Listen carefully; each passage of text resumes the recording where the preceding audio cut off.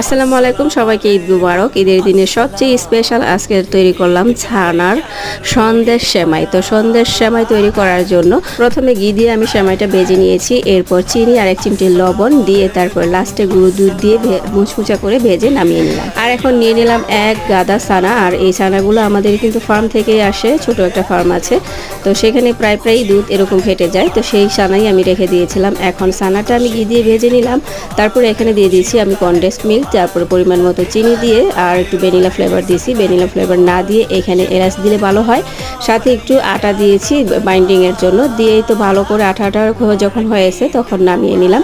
এখন নিচে সেমাই দিয়েছি, আর সেমাই পুরটা দেওয়ার পরে এখন আবার দিয়ে দিলাম ছানাটা, বিছিয়ে দেওয়ার পরে আবার উপরে সেমাই দিয়েছি। আর এখন এই যে দেখেন কাটিং করে নিলাম, কি সুন্দর হয়েছে। আর উপরে বাদাম দিয়ে আমি এই তো সুন্দর করে ডেকোরেশন করে নিলাম। অবশ্যই একবার ট্রাই করবেন ছানার এই সন্দেশ সেমাই। আসসালামু আলাইকুম, আল্লাহ হাফেজ।